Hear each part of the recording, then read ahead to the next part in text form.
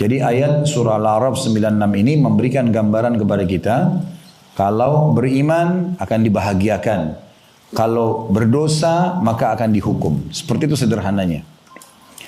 Semua permasalahan yang ibu rasakan ya, dalam kehidupan ini dari dosa. Semua kenikmatan itu justru dari kepatuhan. Itu tolak ukurnya. Jadi kalau satu waktu pernah duduk merasa sumpek, merasa sedih, kadang-kadang tanpa sebab, atau ada saja orang yang mengganggu kita, ada hal-hal yang kita dirasa tidak nyaman, yang paling pertama introspeksi diri, bagaimana hubungan kita dengan Allah. Yang datang ke depan kita ini yang mengganggu kita, yang seakan-akan mereka ini adalah penjahat dan seterusnya, ini cuman sebab saja yang Allah datangkan. Allah bisa tidak datangkan mereka. Tetapi karena pelanggaran dosa yang kita lakukan, Allah datangkan orang-orang ini sebagai ujian. Makanya sebagian salafus saleh itu mereka peka sekali. Sampai ada di antara mereka kalau lewat di sebuah tempat, mencium bau busuk saja, mereka langsung istighfar kepada Allah. Karena bisa saja Allah tidak sampaikan bau sampah atau bau busuk itu ke hidung dia. Tapi kenapa Allah sampaikan? Langsung mereka introspeksi diri. Ada di antara mereka jalan kakinya kesentuh batu. Kakinya keseleo. Sudah cukup untuk membuat mereka jadikan sebagai bahan muhasabah atau introspeksi diri. Astagfirullah, saya ada dosa apa nih? Ada sebagian di antara mereka mengatakan, aku mengetahui aku punya dosa di saat aku melihat perubahan sikap pasangan hidupku, tungganganku dan juga tikus yang masuk ke dalam rumahku. Berapa banyak tikus di rumah kita tapi kita tidak pernah pedulikan. Tikus selalu merusak, tidak ada manfaatnya tikus, gitu kan? Dan dibolehkan membunuhnya. Kalau ada bapak ibu yang bilang misalnya, lalu untuk apa Allah ciptakan Ustaz? Ya dengan hikmahnya. Sebagaimana juga kenapa Allah ciptakan babi padahal Allah haramkan. Supaya Allah uji kita. Ini loh hewan yang tidak boleh kamu makan misalnya ya. Sebagai ujian. Allah memberikan kita gantinya tentu yang halal. Begitu juga Allah ciptakan tikus untuk Allah perlihatkan ini ada ciptaan Allah yang lain. Ya memang ciptaan ini akan merusak maka harus hati-hati. Ya. Dan dinamakan oleh Nabi SAW dengan fuwaisiqah.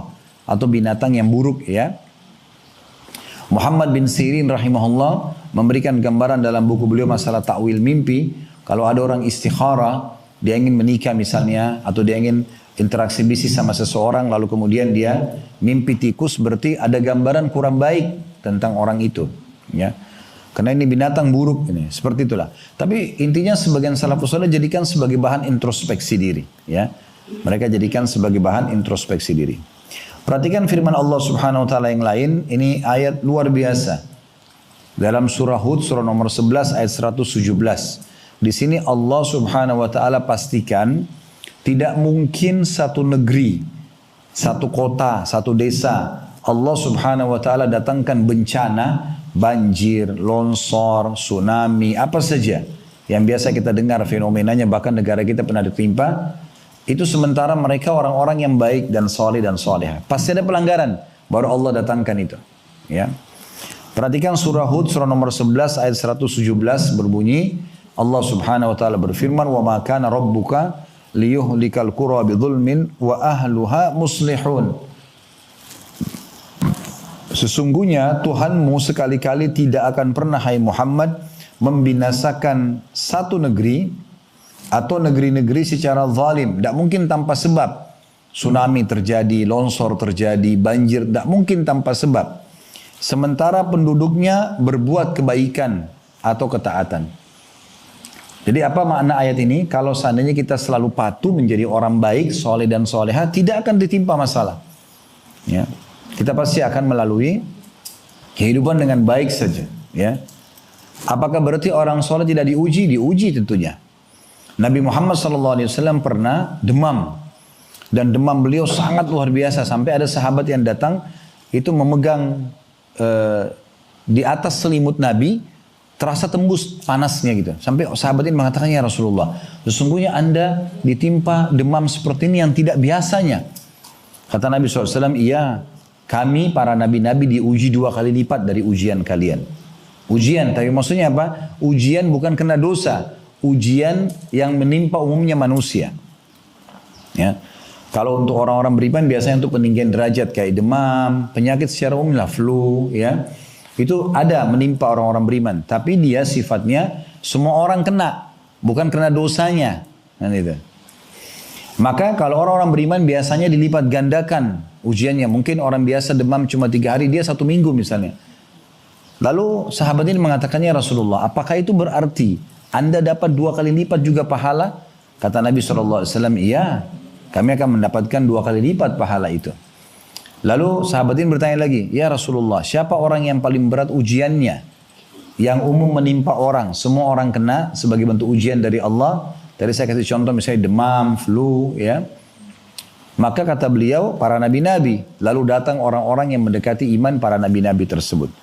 Tapi ini bukan berarti orang-orang beriman dan para nabi dihukum karena dosa mereka, bukan. Karena orang beriman tidak mau buat dosa, tapi kalau datang ujian ini justru akan meninggikan derajat dia di surga. Ada derajat-derajat di surga yang kita tidak bisa jangkau kecuali dengan sholat malam 100 tahun, puasa sunnah 100 tahun misalnya.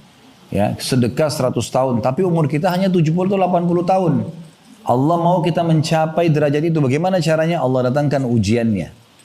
Ya, ada orang kena penyakit, dia harus minum obat, sudah 10 tahun berjalan minum obat. Itu ujiannya, supaya dia sampai derajat itu.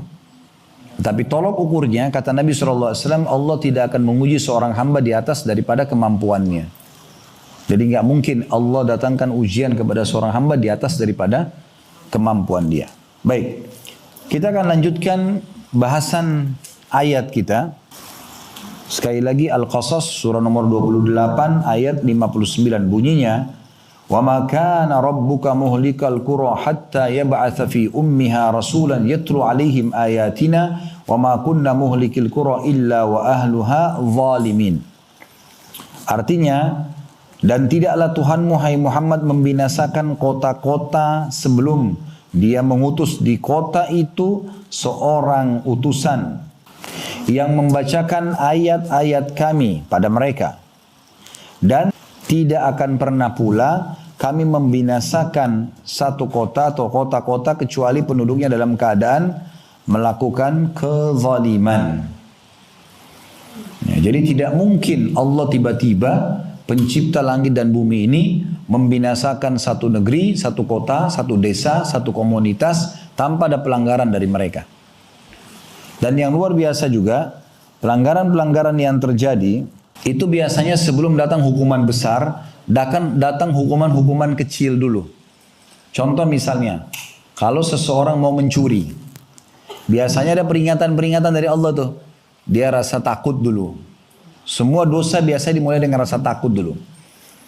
Nah kalau dia engah, saya takut nanti ketahuan, nanti Allah hukum, nanti saya dipermalukan dan seterusnya, maka dia akan berhenti. Kalau dia berhenti selesai. Tapi kalau enggak datang, dia tetap nggak apa-apa lah, tetap dilakukan sama dia, tetap dia mencuri misalnya. Biasanya kalau datangkan peringatan lain, ada teman yang lihat, ada teman yang nasihatin, tetap juga nggak mau dengar. Nah terus saja begitu peringatan demi peringatan sampai akhirnya Allah datangkan hukuman yang besar yang memberhentikan dia dari kesalahannya tersebut. Dan perlu kita tahu ya, hukuman yang datang kepada seseorang dari Allah Subhanahu wa taala, walaupun berat itu di mata orang tersebut, sebenarnya kebaikan buat dia. Misal ada orang mencuri, sudah peringatan, rasa takut, ketahuan temannya, kemudian dipecat dari kantornya. Ada orang kan tetap pindah perusahaan, menipu lagi di sana, mencuri lagi. Nah ini semua terus terulang, akhirnya sampai satu waktu Allah permalukan yang besar sekali, ketangkap, dipublish di publik misalnya dan seterusnya, sampai akhirnya dengan begitu dia berhenti. Sebenarnya di kacamata manusia dia sedang dipermalukan, tapi sebenarnya di sisi Allah Subhanahu wa taala itu bentuk kasih sayang. Karena kalau tidak dibongkar pada saat itu, dia akan terus dengan kesalahannya. Ada orang dengan peringatan lisan mau berhenti, ada orang tidak, nggak mau berhenti. Terus saja sampai nanti peringatan besar datang padanya, baru dia mau berhenti. Nah, jadi ini cara memahami cobaan-cobaan Allah Subhanahu wa taala.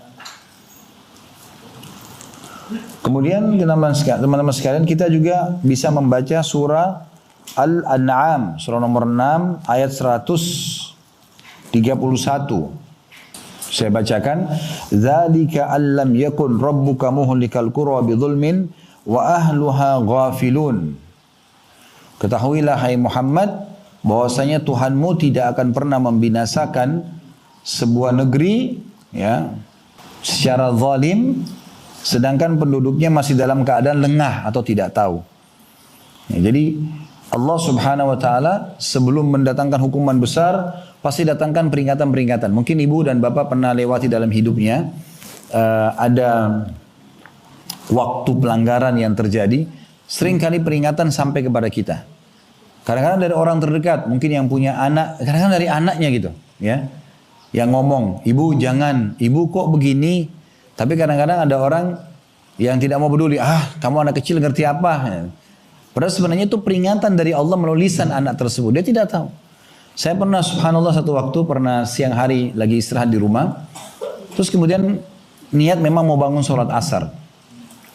Qadarullah pas saya tertidur, bangunnya itu pas azan asar. Tapi bangunnya itu karena anak saya kecil datang. Umur 3 tahun datang. Bangunin. Abati azan. Saya waktu itu bangun, terus alhamdulillah wudu dan sempat sholat mendapatkan di awal waktu. Tapi saya sempat berpikir, subhanallah, Allah gerakkan anak ini yang membangunkan saya. Dia tidak ngerti apa-apa anak ini. Cuma dia tahunya kalau azan saya biasa ke masjid gitu aja. Jadi ada peringatan kadang-kadang dari orang terdekat kita. Mungkin dari suami, mungkin dari istri, mungkin dari sahabat dekat. Kok kamu begitu? Kamu nggak takut ya? Ini peringatan semua, jangan lihat orang itu. Tapi lihat pesan yang diucapkan dari lisannya. Itu semua dari Allah Subhanahu wa ta'ala. Makin orang engah, kemudian dia berhenti, maka makin selamatlah dia. Tapi kalau dia tidak melakukan itu, maka akan jadi masalah yang besar buat dia tentunya. Ya. Jadi kita harus tahu dari ayat-ayat ini bagaimana pekahnya Allah Subhanahu wa ta'ala mengingatkan kepada kita jauh sebelum kita diciptakan tentang ya, Allah akan memberikan kemakmuran, kebahagiaan bagi orang yang patuh, menjalankan perintah, apalagi memang itu tujuan dasar kita hidup ya. Dan Bapak Ibu tidak asing lagi dengan firman Allah Subhanahu wa ta'ala surah Az-Zariyat ayat 56 ya. Wa ma khalaqtul jinna wal insa illa liya'budun. Aku tidak ciptakan jin dan manusia kecuali untuk beribadah kepadaku. Nah jadi kalau ada yang nanya begini, Ustaz, apakah saya memang hidup di muka bumi ini untuk sholat? Jawabannya iya. Apakah untuk puasa? Iya. Apakah untuk zakat? Iya. Untuk haji dan umrah? Iya. Bakti sama orang tua, zikir, baca Quran, berdoa. Emang itu tujuan kita diciptakan. Selain daripada ini bukan tujuan. Berbuat dosa itu bukan tujuan. Itu pelanggaran. Ya. Jadi kalau masih ada di antara kita yang berpikir untuk berbuat dosa, berarti dia keluar dari tujuan asal dia diciptakan. Harusnya dia faham ada di muka bumi ini, lahir dari rahim ibunya memang untuk mengabdi kepada Allah SWT. Itu tujuan kita diciptakan. Ya, jadi memang dari amal soleh ke amal soleh lain. Dari jenguk orang sakit, kemudian silaturahim keluarga, ke majelis ilmu, jenguk misalnya mencari nafkah, ya yang baik-baik semuanya. Ya. Kalau tempat-tempat dosa maka itu tidak ada sama sekali masuk dalam program hidup kita. Ya, harus jauh. Allah Subhanahu wa ta'ala juga mengingatkan kepada kita di beberapa ayat Al-Quran. Ayat 97-nya ya, itu afa amina ahlul qura an ya'tiyahum ba'suna bayatan wa hum na'imun. Apakah penduduk negeri itu merasa aman dari kedatangan siksaan kami kepada mereka di malam hari pada saat mereka tidur? Yaitu isi ayat 97-nya. Kemudian ayat 98-nya, awa amina ahlul qura an ya'tiyahum ba'suna duhan wa hum yal'abun. Apakah penduduk negeri itu merasa aman dari kedatangan siksaan kami kepada mereka di waktu duha atau di pagi hari sedangkan mereka lagi bermain-main? Ayat 99-nya, afa aminu makrallah fala ya'manu makrallahi illal qaumul khasirun. Apakah mereka selalu merasa aman dari siksa Allah yang tidak terduga-duga? Tidaklah merasa aman dari siksa Allah karena dosa yang dilakukan kecuali kaum yang merugi. Ayat 100-nya, awalam yahdi lilladina yarithuna al-arda min ba'di ahliha allau nasha'u asabnahum bidunubihim wa natbu'u ala qulubihim fahum la yasma'un. Apakah belum jelas bagi orang-orang yang mempusakai satu negeri yang sudah pernah lenyap penduduknya bahwa kalau kami menghendaki kami azab mereka karena dosa-dosa mereka dan kami kunci mata hati mereka sehingga mereka tidak dapat mendengar dan mengambil pelajaran lagi. Ya, jadi maksudnya seperti kasus Fir'aun di Mesir ya. Penduduk Mesir harusnya bisa memahami kalau sudah pernah ada orang disiksa di negeri itu ya. Disiksa di negeri itu maksudnya di Mesir. Jangan sampai penduduk Mesir kembali lagi mengulangi perbuatannya Fir'aun. Kufur kepada Allah, menolak ayat-ayat Allah. Karena siksaan itu bisa terulang pada mereka. Atau selain Fir'aun, negeri manapun ya, yang pernah ditimpa bencana-bencana besar. Jangan sampai kita berpikir, ya, oh itu kan tertimpa orang sebelum kita. Ya kita nggak mungkin tertimpa, itu kebodohan namanya. Karena akan sama, semua pelanggar-pelanggar akan kena hukuman, semua orang-orang yang patuh akan dapat nikmat. Begitu poinnya. Ya, kita lihat Nabi Muhammad SAW dan para sahabatnya yang beriman dimuliakan oleh Allah Subhanahu Wa Taala. Ya, Abu Bakar, Umar, Uthman, Ali, Talha, Zubair. Banyak sahabat-sahabat Nabi dulu tidak ada yang kenal. Tapi setelah masuk Islam mereka beriman, mereka patuh kepada Allah, menjalankan perintah, meninggalkan larangan. Allah muliakan dan angkat nama mereka harum dalam sejarah manusia. Dan berapa banyak yang tadinya kufur kepada Allah dikenal di tengah-tengah masyarakatnya kayak Abu Lahab, Abu Jahal, ya, Umayyah bin Khalaf, Rabi, Syaibah dan yang lainnya. Mereka terkenal di masa itu. Tapi akhirnya habislah sejarah mereka dan habis semua harta mereka, keturunan mereka tidak dikenang lagi itu dengan kekufuran mereka.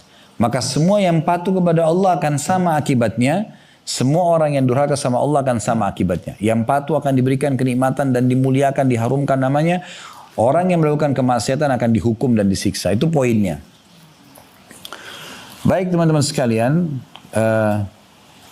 Allah Subhanahu Wa Taala datangkan banyak peringatan. Itu memang untuk menakut-nakuti kita.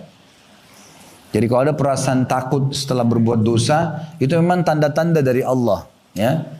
Mungkin setiap orang di antara kita pernah buat dosa terus dia merasa takut dengan dosa itu. Nah itu peringatan dari Allah SWT. Itu Allah sebutkan dalam surah Isra, surah nomor 17 ayat 59. Surah Isra, surah nomor 17 ayat 59. Yang bunyinya wa ma nursilu bil ayati illa takhwifa. Ya, dan kami tidak mengutus atau memberikan tanda-tanda ya, kebesaran kami kecuali memang untuk menakut-nakuti. Ya.